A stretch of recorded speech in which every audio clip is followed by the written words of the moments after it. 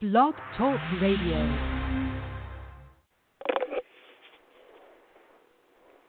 Welcome, welcome, welcome. Good morning and welcome to Off the Shelf for this Saturday. It is November the 11th. I hope you guys, well, first of all, before I go on, I want to say Happy Veterans Day. So thank you to all of our veterans and their service, regardless of the branch of service that you served in. I hope a lot of you got Friday off for Veterans Day or Monday off so you get to enjoy a long weekend. I didn't get that, but I want to again say Happy Veterans Day to everyone. And welcome to Off the Shelf. I believe our guest just joined us. I want to welcome you guys to Off the Shelf this morning, November the 11th, 11/11/2017. We probably all used to daylight savings time and now getting ready for the holidays with Thanksgiving, and I'm seeing the Christmas stuff already out. They usually sometimes I put it out after Thanksgiving, but I'm seeing it out already. And yes, I want to tell you, you are listening to the Winning Book Radio Show, Off the Shelf. So congratulations to you for dialing in to a radio show that's been around for 13 years and has brought you and other listeners phenomenal guests, whether they're business owners. We have people in the book world who've come on here. We've had some people who have been on some major television series on Off the Shelf, and some you see on TV news shows every single day. So I want to thank you for joining us here at Off the Shelf. And there's still time for you to reach out and tell somebody who loves good entertainment and good books and literature to dial in to Off the Shelf or connect with in our chat room or iTunes. There's so many different ways to connect with Off the Shelf. The dial-in number for you to let somebody know there's still time. We haven't even started with the questions with our guests yet. The dial-in is 347-994-3490. Again, that's 347-994-3490. And I want to give you this thought before we go into the show. And the thought is a quote from George Whitefield, and it's press forward. Do not stop. Do not linger in your journey, but strive for the mark set before you. And I'm going to get ready to connect our guests. But before I do, I want to ask you, what do you value, not just when it comes to entertainment and literature, books, novels you read, but also things that really take preeminence with you in life. As far as entertainment, are you somebody who likes mystery, like to figure things out? And some of us like to do that even at work, different places that we are. We like a bit of a mystery and try to figure it out. I wonder if that's one of the roots of people who, although this is wrong to do, but some people who are kind of nosy, do they have that mystery, they like a mystery and they like to figure it out before it's revealed to the masses? If you like mystery and you also value relationships, which is what life is all about, not just a romantic relationship, but relationships between parents and children and friends, and I mean a close bond between friends. There's a very close bond between these five guys and Love Pour Over Me who meet at a university in Pennsylvania, and also Raymond and Brenda, and Raymond and his father. And you'll see how Raymond's father, how he has helped shape Raymond and create some challenges for him in his life with his friends and with Brenda. But Love Pour Over Me has a wonderful, marvelous ending. You read the book and you can see how your own relationships, whether they're with people you work with or in your own family, how they're actually influencing you when you might not even know it. So if you value mystery, because Raymond also finds himself involved in a murder mystery when he gets to the university in Pennsylvania, I think you will love Love Pour Over Me. Again, if you value relationships and also mystery, I encourage you to go out and get a copy of Love Pour Over Me. It's in print and ebook. And if you don't see it on the shelves, just ask the clerk to order your copy of Love Pour Over Me by Denise Turney. So I hope you get a copy and let me know how you enjoy the book. And now we're going to go connect with our special guest, who I'm excited to introduce to you. She is more than a writer. She is more than a writer, and you'll find that out as we go through today's show. Just waiting. Good morning, Julia. Good morning. How are you? I'm blessed. I hear the energy in your voice. So good morning to you, and excited to bring you to Off the Shelf. But first, I want to introduce you to our listeners, and then we'll go into our normal first few questions of letting our listeners get to know you better. But as I was telling you to our Off the Shelf listeners, especially our loyal listeners who've been with us for 13 years, and thank you for that. Today's guest is more than a writer. She's done a lot of things. And our special guest this morning is Julia Royston. I hope I'm saying her name correctly. She is a very beautiful woman. If you go over to her website, you will see the energy, the brightness in her come out. She's also an author, a wife, a teacher, a motivational speaker, a minister, and a singer. And Julia is the author of several books, as if that's not enough, including Frontline Worshipper, 21 Days to More Sales for Authors, and With My Own Two Hands. Julia earned a Bachelor of Arts in Accounting. She also has 2 master's degrees in Information Science and a doctorate in Religious Education. She is busy. She has toured as a gospel singer, and one of her latest works of song is titled Begin Again. Begin Again. Begin Again. And that's something that some of us might, that song, listening to it, might have a very good message. Not quit, but begin again. And Julia and her husband are the founders of BK Royston Publishing Company, through which they have published 77 titles. And I encourage you to visit Julia online at https, then the 2 // JuliaRoyston.net, JuliaRoyston.net. And again, that's JuliaRoyston.net. We are absolutely honored to have this writer, singer, speaker, et cetera, with us here on Off the Shelf this morning. So welcome, Julia. Well, thank you. And congratulations on 13 years. I know people who can't do some things for 13 months, but 13 years, incredible. And congratulations to you and all of your listeners and all of your guests. Thank you so much for having me. I appreciate it. Thank you so much. Thank you, Julia. The first four to five questions I asked to all the guests. I started doing this after I was doing the show about a year. Our listeners wanted to know a little bit more about the guests before we launched into the questions. So these first 4 to 5 questions I asked every single guest on the show, just to give our listeners some backstory before we start diving in to the person's books and their other works. So before we go into the questions this morning, Julia, can you tell our off-the-shelf listeners where you grew up and what life was like for you growing up? Okay, so I was born and raised in Louisville, Kentucky, which is Derby City, USA. It's right on the Ohio River, so I live just right across the Ohio in Jeffersonville, Indiana now. But I was born and raised in Louisville. My dad was a teacher and deacon, trustee, head of Christian education, all of that good stuff in our church. My mother was one of the women's ministry leaders, as well as a Sunday school teacher and in my church. I have 2 younger sisters who we've all grew up in church together. And then, so it's just the 3 of us, so 3 girls of us. So we were kind of the suburban family.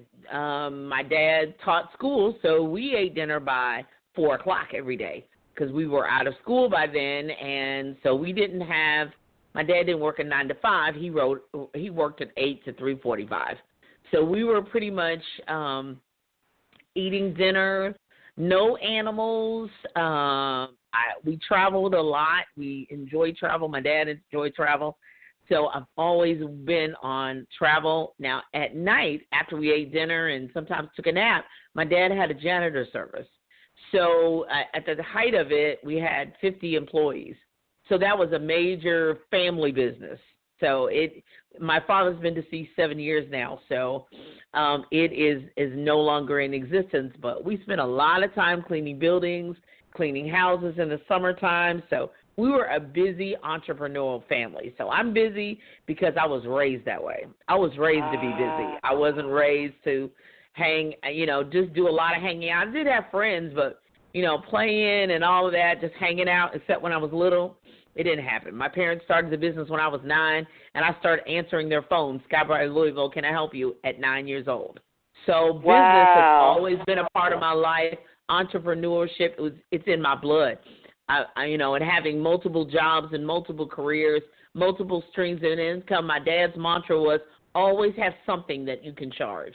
Never get something that you cannot be generating income with at all times. So I was brought up with that. I was raised for that. So everybody's not built for that. You can learn it, but everyone is not, raised in that environment where all hands were on deck. My sister started helping us clean at 2 years old. So, everybody was involved in that. Yeah, it was no play, not a lot of playtime. Now, we worked hard, and my parents rewarded us with vacations and all of that good stuff, but we worked hard. We did a lot of work. Wow. You know what? And I grew up hearing that, too, the work hard, the work hard. It's amazing, the scriptures say raise up a child. And that's good and bad. It's almost like it's hard to completely cut loose of your childhood programming. Often I'll hear people, they'll want to do something and they'll say, I don't have enough time. But the busiest people in the world always find time to do something else. And it's amazing. It's absolutely amazing. So you were working with your family, the janitorial service, started answering the phone at 9 years old. But as far as your dreams, what did you dream of becoming when you were a child? Not that. I didn't. Where I am now is definitely not what I dreamed of. Now, when I was about 8 years old, I always dreamed of travel. Definitely is a huge part of it. I dreamed that you know how kids have this imaginary world. Well, basically, I had that imaginary world. I thought it was imaginary. It's not now. But when you get a teenager and all that, you become more practical. What I say, definitely more practical. That's the reason why I have a degree in accounting. But my real passion is teaching, writing, travel, all of that. So when I was 8 years old, I imagined a world where I did that. I had, in my imaginary world at 8 years old, I had corporate sponsors. I had a bus. I traveled with a choir because singing is really my first love and all of that. And I'm not too far off. I just need some more corporate sponsors, and I need my own bus. And, but I really dreamed of doing that, moving from city to city. So I'm really kind of fulfilling my dream right now. I'm doing it. I'm living it. The travel and things of that nature that I'm doing now, I'm living that dream. I'm doing that dream right now. So, and you know what? Congratulations to you. To go, and I'm sure seeing your parents manage their own business gave you the confidence that you could do it, and then your father putting that financial aspect in it. So I want to ask you, off the shelf, we focus on books here, and I know that singing is not all of our guests have book writing been their number one passion. Some people just use it as a way to grow their business or to get a message out.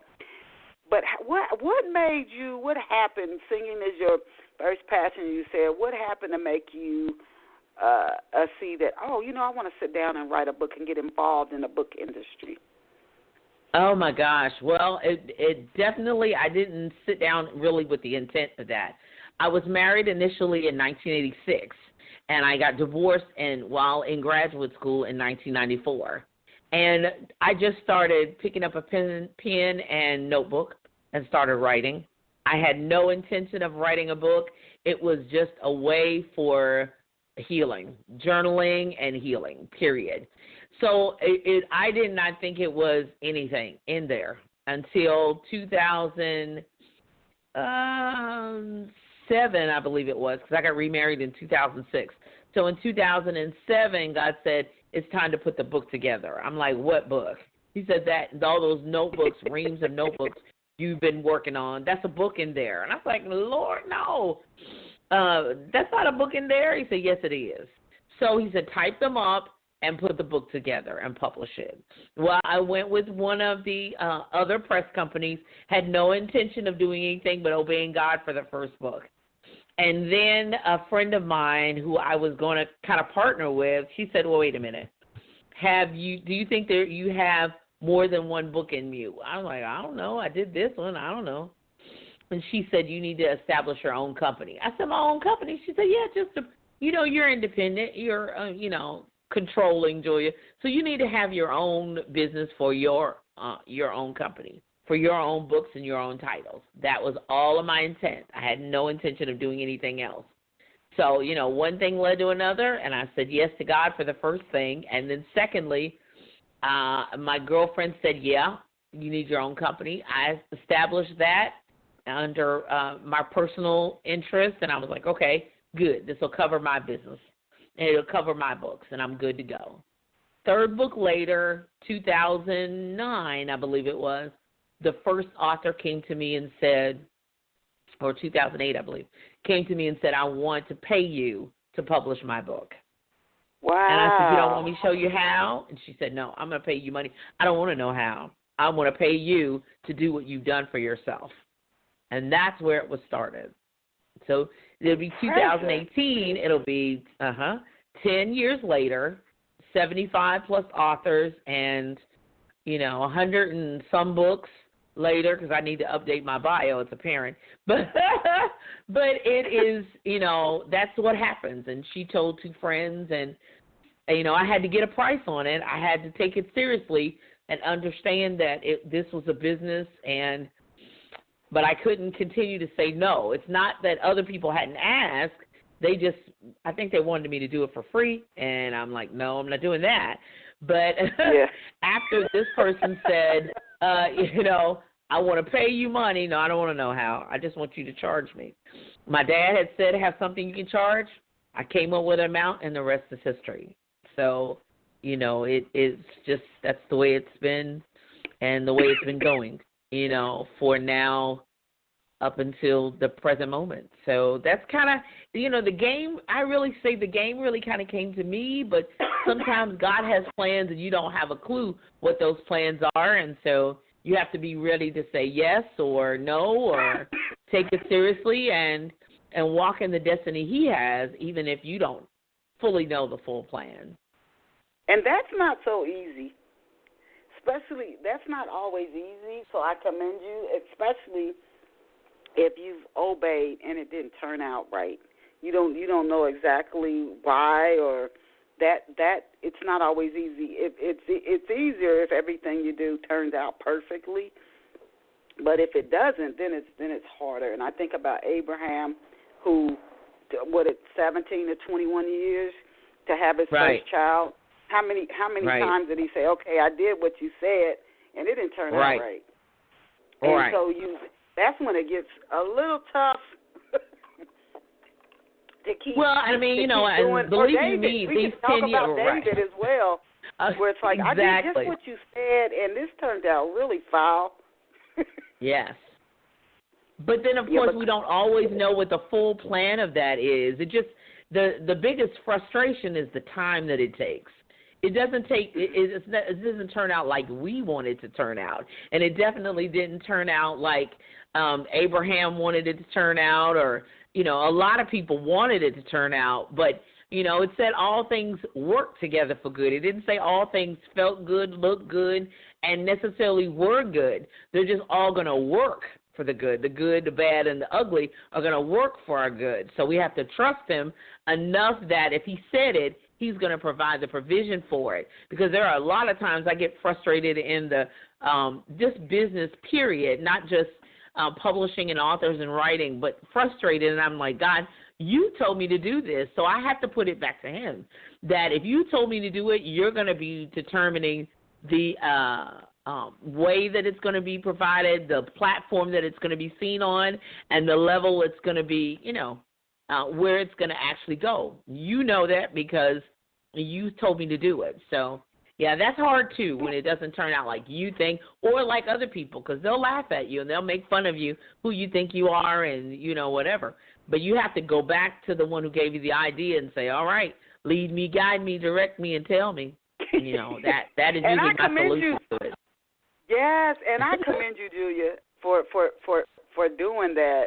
And then it does pay off. But that's a point I always like to bring up so people don't get discouraged by thinking, I got this message like Abraham, David, Martin Luther King Jr. We could go on and on, Harriet Tubman.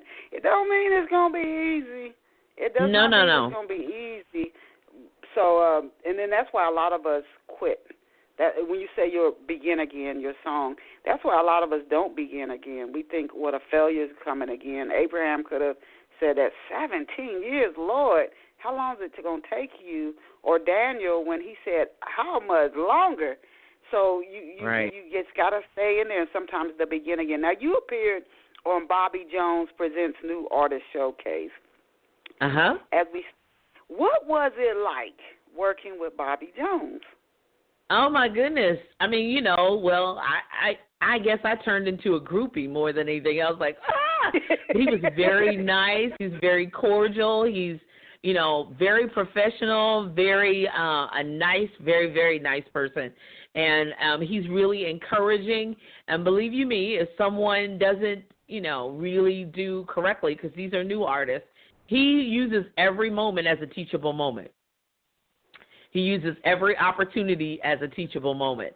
So when I did it the first time, my track played and everything was fine, but he took opportunity to pause, and I'm like, come on, I'm ready to go. But no, he took an opportunity to pause and talk about the way I was dressed. He talked about, how I looked and my attire from head to toe and, how I was dressed. And I was like, okay, thank you. I'm just trying to sing my song and get off the stage. But it was a teachable moment, and he really used the opportunity to really tell to other people, how you really should do and really give you insights into the industry. One gentleman gave the wrong track number, so he had to go through 3 or 4 track numbers before he got the right track. He said, no, I think it's 7. No, I think it's 3. He said, you're not prepared, son. You're not ready, whatever. And so he really talked about that. So he's an educator to his soul, and he uses every opportunity to be a teachable moment to help people improve. I mean, that for that gentleman, it was embarrassing, but it made sure the rest of us were ready and prepared. And, everything was done as it should have. So it was great working with him. He's wonderful.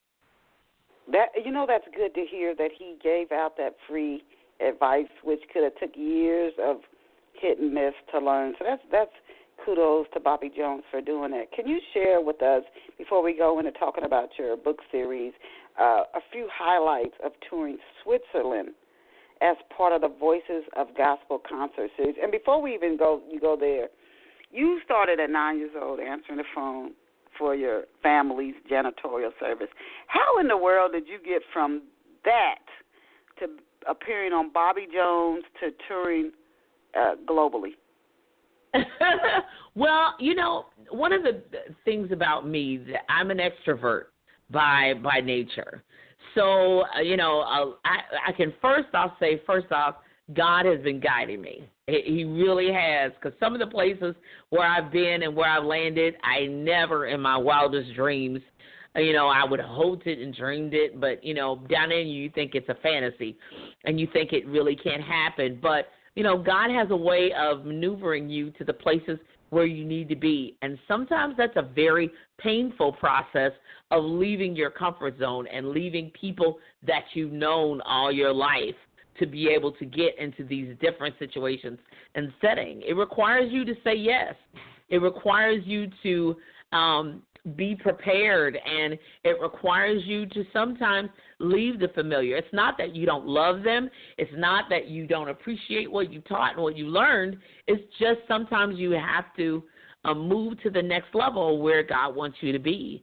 And that's hard. It's not always pleasant. It's not always fun, but it really does that. So more than anything else, when I started answering the phone and singing at 8 and 9 years old, then from there I've always sang and But in 2003, I left my home church and had to move to a different church, to a different setting, and it put me in a totally different arena of people. And so having changed the arena of people that I was with and the environment, it wasn't that I didn't love my home church and appreciate it. God said it was time to go. And when God said it was time to go, it was time to go.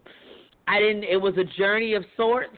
It's like the children of Israel almost walking in the wilderness, but I knew when God's voice was, I had to move out. And that is really one of the key things, is being able to hear God's voice and know it, and then being able to stand on your own 2 feet and trust his voice rather than even man's voice. And that's a hard thing to do. That's very, very difficult. I was raised Pentecostal, so if anybody knows anything about being Pentecostal apostolic, you know that there's strict rules and guidelines and all of that. But when God is moving you in a different direction, some people don't understand, and they don't identify with it, or sometimes, a lot of times, agree with it. I love everybody everywhere, but when God says move, it's time to move, and so that's just what I've done. And then that landed me to Switzerland, touring twice and traveling. That was a wonderful experience, and people were extremely accepting and very warm and greeting to me. And, of course, I had music projects with me, so it gave me the opportunity to have my music in other parts of the world, to hear me sing. And so it was a wonderful and very humbling experience, for people, black people, to be in a European setting. And they're very much appreciative of the music. Yeah, that's what I've heard. That's something I appreciate you sharing that story for our listeners. I remember Joyce Meyer said when she felt the Lord tell her to leave a church she had been, co-pastoring. I forget exactly what her position in the church was. She said, she's like, okay, and she goes to another church, and she said she was led to a job once. She said, you talk about awkward, and it went on for like years. She's like, God, what's the next step? This does not feel right. But then you just wait for the next step, the next move to come. But if you don't take that first step, you're not gonna get that next. You're not getting the whole picture at once. So and that's where it's tough. When you have to take that first step, you might be there for a while, and then here comes the next step, and here comes the next step. So, again, congratulations to you. Moving out of switching a church, especially if you've been in a church for a long time, is very, very, very difficult. So I commend you for following the Spirit of the Lord. When and why did you start writing Women of the Fellowship, those books? What inspired you to start writing those books? Well, I wanted something. I had never written fiction before, and I've always read a lot of romance fiction myself, but I wanted my own series. I started out writing, of course, poetry, and then from poetry to devotionals, inspirationals, and then I wrote a series on Frontline Worshipper, which is for worship leaders, since I've been singing and leading worship for so long.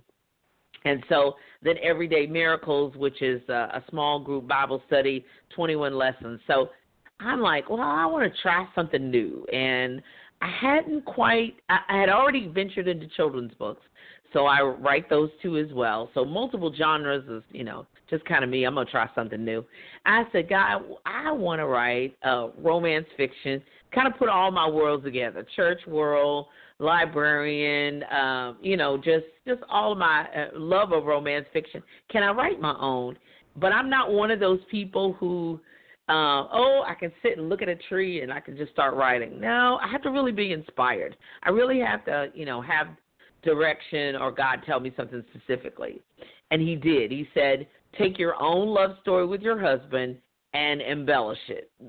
Take your creativity and go for it. So Jillian, of course, is a play on my name, Julia, and then my husband's name is Brian, and then the male lead character in the book is Byron. Now, there are a lot of similarities, but there's tons of differences. So don't think this is our exact story, but I don't drive a Mercedes Benz. I don't I don't live in a high rise. I don't live in. I used to live in Cincinnati. It's set in Cincinnati primarily because that's one of my favorite cities. And so, but I was able to say, what would I want? Okay, so Julia doesn't cook, Julia doesn't clean, Julia doesn't. So I'm like, yes, I'm going to do all my worlds, And so, and most of my characters, even if they start out not having any money, they're going to have money. I want everybody to be who they're supposed to be with at the end, and I don't like those open endings unless God tells me I need an open ending. But that's kind of how I started with the. It took me a while to get to finish that one because fiction takes a lot longer to do than nonfiction. 12 steps to do something or 10 steps to do that or 30 devotionals are pretty straightforward. But fiction takes a little bit longer to do and a lot longer to do. So that was kind of my initial inspiration for it. So Irma, the inspiration behind the book Irma, what is, and some of your book covers are so well done. What is the inspiration behind your first book you wrote in the series was kind of mirroring your own marriage with your husband? Right. So the book Irma, where did it introduce us to some of the characters in Irma, and where did the inspiration? Is that the first book in the series, by the way, Irma? The first book in the series is Jillian, and book 2 in the series is Vernice, which is Jillian's best friend. And then Jillian, of course, her boyfriend or the person who is her romantic interest is Byron. And then in the Vernice, her romantic interest is Myron, which is Byron's twin brother. My husband is a twin, so he has a twin brother. And so, so in this series, Myron and Byron are identical, but they're different colors. One's darker and one's lighter, but they're identical. It's a medical, something I made up, a medical miracle that they could be identical but be different shades. I love it. I was like, yes, I love the creative process. But Vernice is basically Jillian's best friend. They're all, and I've done this, coordinated conferences around the country. So I've been on staff to coordinate conferences around the country. So I've done that. So that's basically the relationship between Jillian, Vernice, and then Miss Irma is like been the coordinator for years, and she's like turning it over to Jillian and Vernice, who are like her mentees and the people are on her team. Now, Vernice just comes out of, set in another favorite city of mine in Chicago, and so she is just like Jillian's best friend, looking for love. Now, love is the theme through it all. Jillian's single with no kids. Vernice has one son, been married and divorced. And so that's just her best friend. She's just like, I'm a plain Jane. My husband really didn't respect me or whatever and hadn't been in my child's life for a long time either. But, I'm still looking for love. Well, Myron's always loved Vernice, and that's just it. And so that's kind of the name of the game and how they get together. But Miss Irma, on the other hand, is based on a lady that I know. She's one of my spiritual moms in Houston, Texas. And she called me probably the year before I got married. She has probably children my age, so that's the reason why I call her mom. And she said, long story short, she was married and her husband passed away, and she had 3 children to raise. And then another gentleman came along wanting to marry her, but she said she really didn't want her kids to have a stepfather. So she left the state of Texas, moved to Oregon, came back to Texas, and he married somebody else. And so she went on with her life 38 years. And then I guess I've been married 11 years. I guess she'll be married 12 years. God told her to go to the mall. And when she goes to the mall, the man she left 30-some years earlier is walking toward her in the mall. His wife had been deceased 2 years earlier, and then they got married 12 years later. So I said, oh, I'm writing that story, yay! So it's based on a true story of love and loss and and love rekindled, because she's just like, I just had a thing about the whole stepfather thing.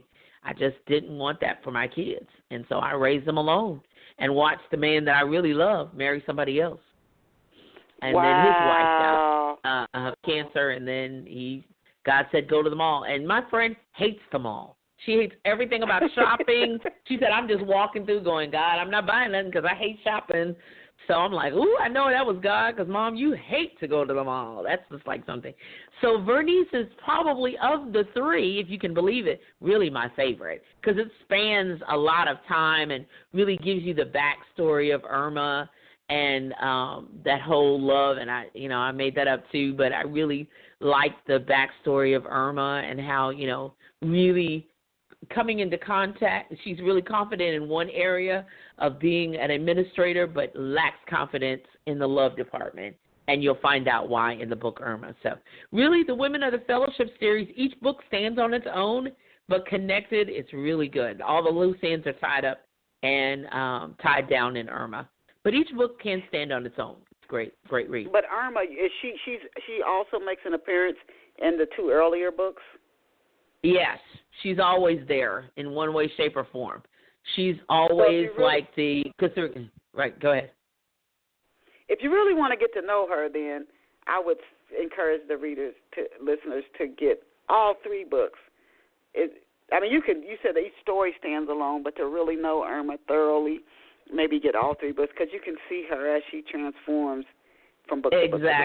Exactly, yeah, and she really comes to life in her own story, and you really get to see that transformational. And I'm really, in my mind, God just gave me an idea to bring all those characters back to life in another setting and add some more characters to it. So the Women of the Fellowship series, that might be over, but another series may be coming along, because it's time for them. I'm all about, too, making sure that you transfer that.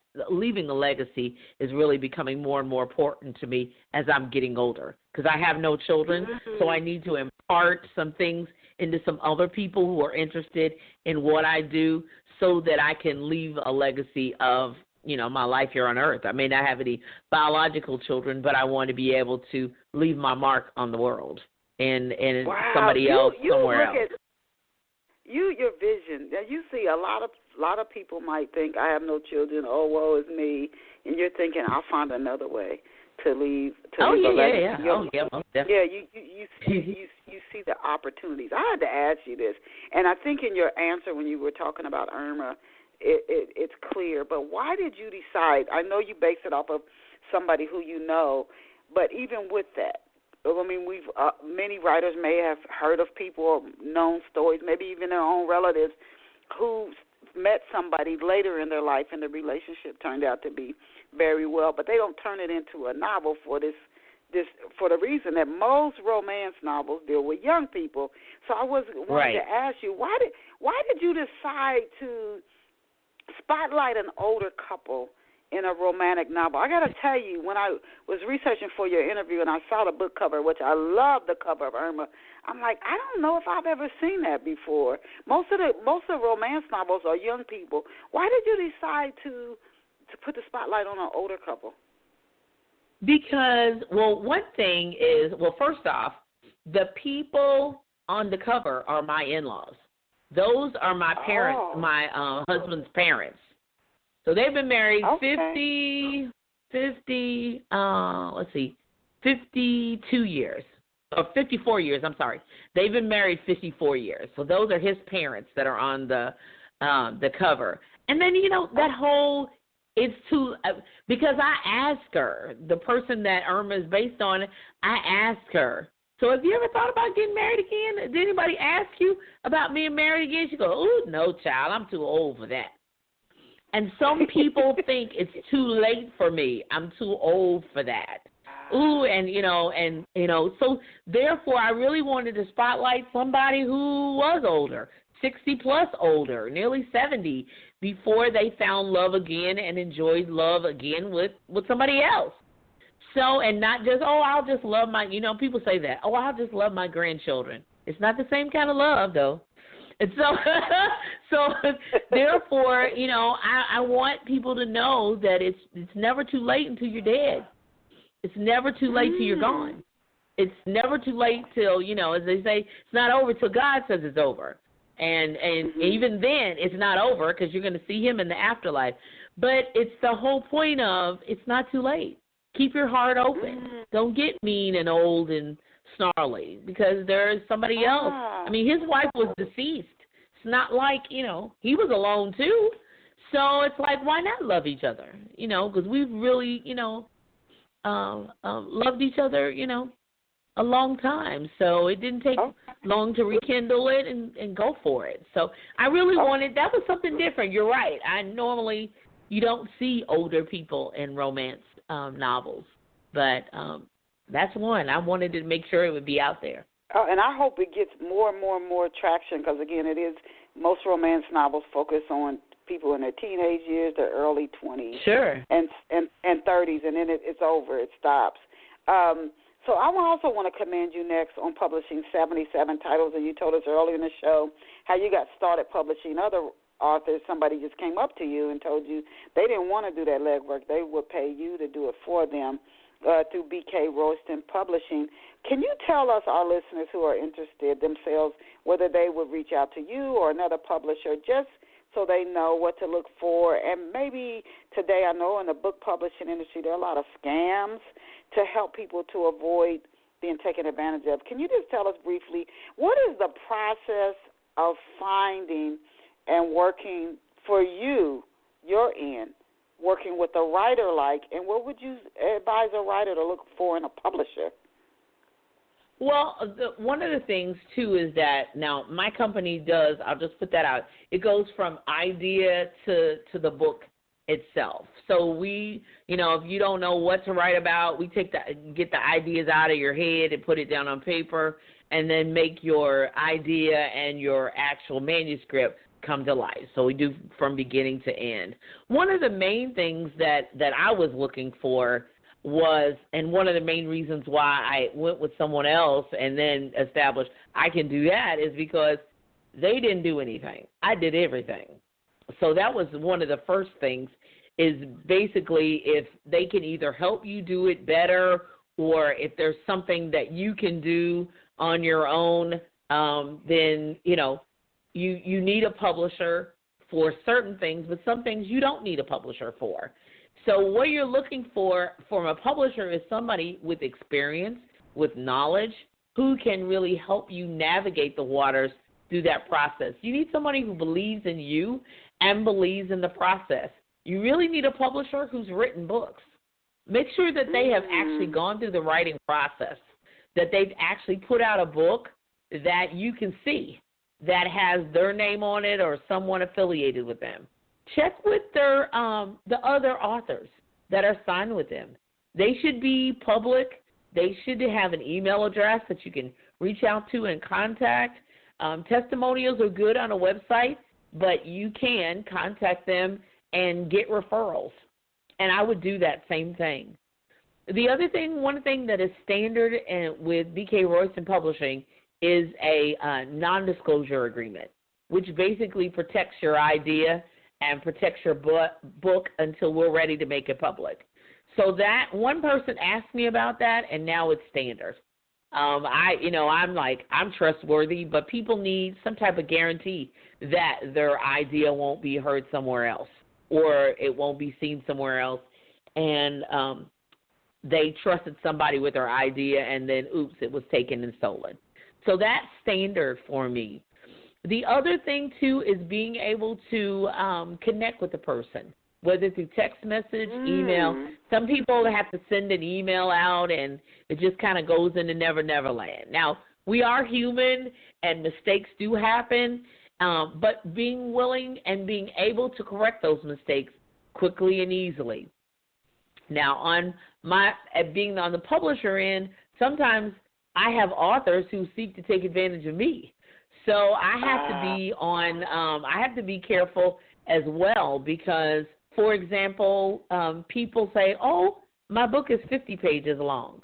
And if I quoted you a price based on what you said, when you actually submitted the manuscript, and that's the reason why I don't do any kind of cross quotes unless I see it. So that's the reason why you get the non-disclosure statement, so you can be comfortable to send me the manuscript first, and then I send you a quote.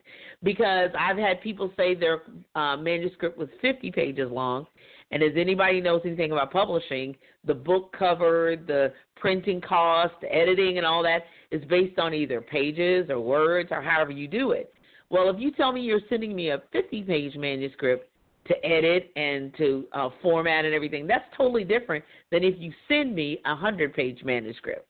Yeah. My word is my bond, so what I put in print, now you said it was that amount of money, and then when you send it to me, it's something else.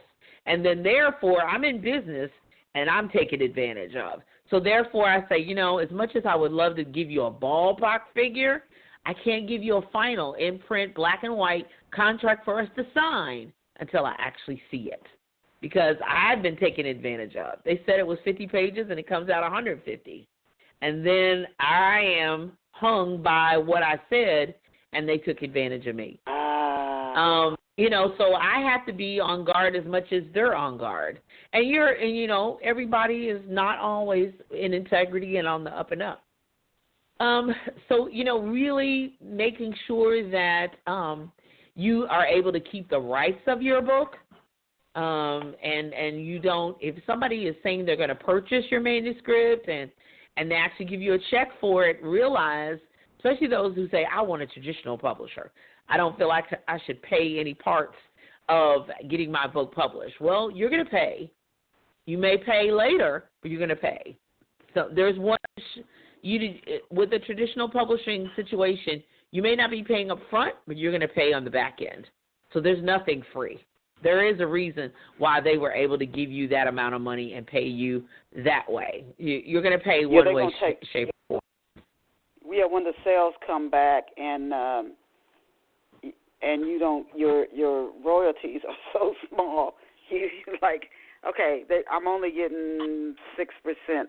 That's where you're starting to pay. And that's a good point you brought out, because you don't want to get taken advantage of. There are people who get involved in book publishing and in music just to make money, and they make these just awful contracts with people preying on their dreams, knowing that the person at the end of the day would be lucky to break even, no matter how hard they work. But you do in book publishing. You want to be smart, but you're either going to pay up front, but make sure you're not getting taken advantage of.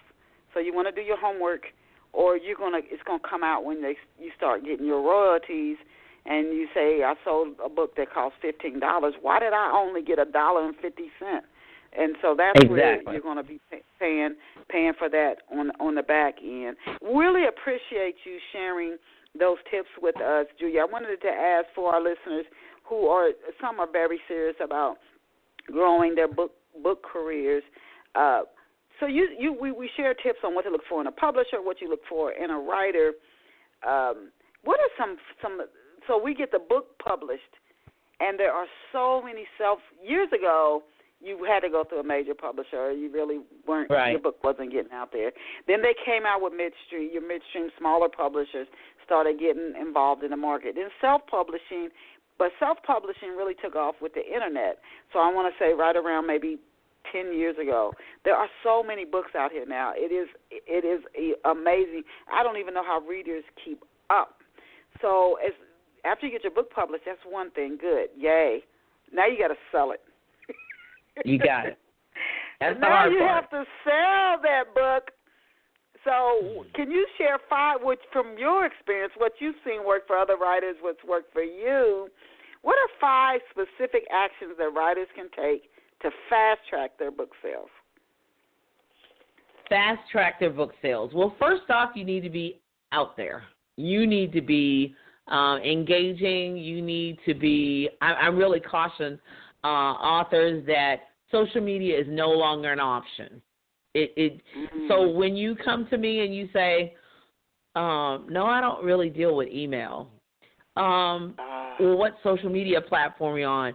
Well, no, I have Facebook, but I don't check it that much. No, I don't. I'm really not on the internet that much at all. then that goes up for red flags with me. I don't care what the topic is. I don't care what the genre is of the book itself.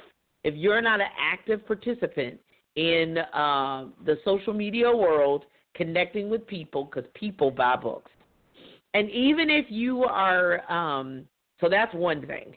You got to be out there in the world, period. That thing of going to work and coming home and all that, it just will not fly in the book business. It can no longer do that. You have to pick one. Even if you're not on all the social media outlets, just pick one. If you're going to be on Facebook, then be active on Facebook every day. Be engaged. Put good morning, hi, put a video, something every day.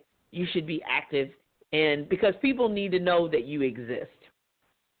They got to have some type of engagement with you. So that's helping you build a platform, and that's helping you build somebody who even is connected with you at all, a friends list, people who are following you, people who are connected with you at all, because you need people. That's one of the biggest things. You got to have people. Before you know you're going to do a book, before you even say you're writing it, you still need to build relationships. So social media is one of the fastest ways to do that for getting engagement from people all over the country. And then you need to build relationships. That's almost number one, even before the book is done. And then secondly, write a book that people actually want to read, or be considered an expert in that book that you're wanting to write. Because a lot of times people are, they don't even have a connection with you and anything, let alone writing. So if you do things with social justice, if you're involved in children and you teach, or, writing a children's book could be an easy segue and an easy flow because people can help support you on that. And then number 3 is making sure that, that the people surrounding you really, you can bounce those ideas off of them. Yeah. To say, so if I wrote a book on, would you buy it? After some time, make sure that you're liking their happy anniversary and saying congratulations when they get a new job and happy this for your baby. Don't have to mention anything about a book. This is cheap for promotion number 1. But then when they friend request, and look at the background of them. You don't have to necessarily friend every crazy person who sends you a request, but look at them. Look at the profile and determine whether you want to be connected to them and what they stand for or not. You can always say no. You don't have to accept every friend request that comes out. So, and then just ask. See if people would buy that. And, I've learned that over the 10 years that, okay, well, maybe they'll be able to sell it, but it's very difficult. Some categories, some genres are harder to sell than others. And you really need to, even though you may have a passion for it, people may not be interested in it. So, that's, after 10 years, really some things that I really learned and picked up on. I appreciate you sharing that. Oh, go ahead. One of the other things that I really must mention is that just because you like a cover doesn't necessarily mean that other people will be attracted to that cover. Make sure that the cover makes sense and what you're trying to convey. So I advise my authors, I usually give them 2 to 3 choices. Put it out there on your social media and let them help you choose which one. And does that make sense? It can be a hard pill to take when you have a book cover that people don't understand what it means. So it's easier to, replace a $100 or $200 cover than to buy 500 prints of a book and nobody will buy it. And all you had to do was change the cover. So be careful with the whole cover thing. Really, really be careful of that, because that's the face of your book. That's what people see before they flip it to the back and see the back of it. And when an ebook, that's all you get to see. You get the inside, but that's basically all you're basing it on. It's the topic and the front cover. So make sure that it's attractive and jumping out at you. Think, ooh, I like the way that looks. And it says romance on the cover. Jillian, Vernice, and Irma all say romantic fiction. That's what they say. And that's the reason why I had photo shoots as opposed to using stock images, went that extra mile, and had married couples on the cover who actually love and are married to each other. So it makes a difference. I was willing to invest. Yeah. I'm sorry? Mm-hmm. It comes across. That cover on Irma, it really is very impactful. It comes across. It really does come across. Is there one form, you said social media, is one form of social media like YouTube, Instagram, Facebook, Twitter, Pinterest, there are so many, more effective at selling books than another? It just all depends on your audience. Pinterest is women. Twitter is men. Facebook is men and women. Instagram is younger people, women. So you have to look at the demographic for that. But one is not better than the other. It's just having a following, and does your audience hang out there? You've got to determine whether they stay there, whether they're there. Very good advice. Because I know some people have done very well on Pinterest, extremely well, and some people have, again, for me, Facebook, I get more leverage. No, I would say number one, Twitter, then Facebook. But you have to explore it to see, and then YouTube. There are people who have taken off on YouTube. Oh yeah. Which one works better for you? We have less than 5 minutes, and I want to talk about your CD, Begin Again. Can you share us what that process of creating a CD was like, and what inspired Begin Again? Basically, in 2015, I had my goiter removed off my neck. It was the size of an orange. And altogether, my surgeon said I had 6 to 8 inches removed from my neck, tumor on my neck. So, that was a major process. So the Begin Again was basically starting all over. I had to learn. I took a month off from school teaching because I had to, reheal my voice, and my range has lowered just a little bit, not a lot, but just a little bit. And so I just had to really start all over again. My process for singing is totally different. Preparing to sing anyway is totally different. And how that looks, and just really what that feels like. It's like I have to eat before I sing, and there's a lot of things that I have to do now differently than I did before, but it's worth it. So I was able to record, even though my sister had cancer. Hers was cancerous.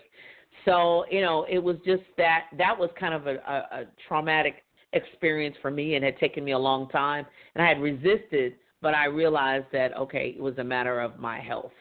And so then I went for it and actually did it. So that is kind of the background for that. I have always been a singer, and God has blessed me to be able to write. He gives me the whole song. He sings it directly in my head. So I may have the liberty to do a second verse or whatever, but that's basically what he does. So I'm blessed like that. I don't take it for granted about how God, he really does. He's a miracle working God like that, and that's just it. Bottom line. I'm glad I asked you that, because I'm thinking Begin Again. It's something you're almost saying to listeners, not that it was a personal experience you had. Begin Again, and what a wonderful, amazing title. Where can off-the-shelf listeners get copies of your books and your CD, Begin Again, Julia? Everything is on Amazon. Everything is on Amazon. So just go to Amazon.com.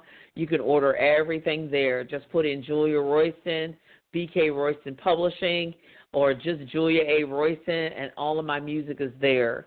And everything is there. Or you can go to my author central page, which is my shortened URL for it is bit.ly/Julia Royston on Amazon. And you can get everything there. So everything is available there. And tell us where you are on social media. We talked about social media. Where can people find you if they want to connect with you online?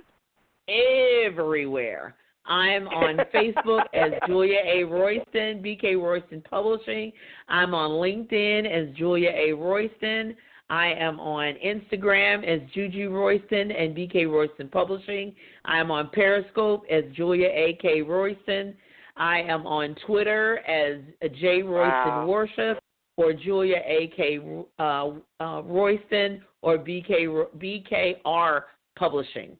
So I am everywhere you want to be. The biggest way and the easiest way to get to me is to go to Uncle Google and put in Julia A. Royston and look for the black one, because there are some white ones over, Caucasian ones overseas. But look for me online, Julia A. Royston, and I'm everywhere you want to be. I think my MySpace account might still be open. Okay. Good for you. Good for you. Good for you. We have truly enjoyed Julia Royston this morning, Off the Shelf listeners. She is, again, an author, wife, teacher, motivational speaker, minister, and singer. And she's also authored several books, including publishing more than 77. Books she's written are Frontline Worshipper, 21 Days to More Sales for Authors, and Why, and With My Own Hands. And she also is the singer of Beginning, and that's her latest CD, and she loves to sing. She really was a joy to have here with us this morning. Please visit her online at https with the 2 /, JuliaRoyston.net, JuliaRoyston.net, and go out and get one of her books. I love the cover of Irma. I encourage you to support her.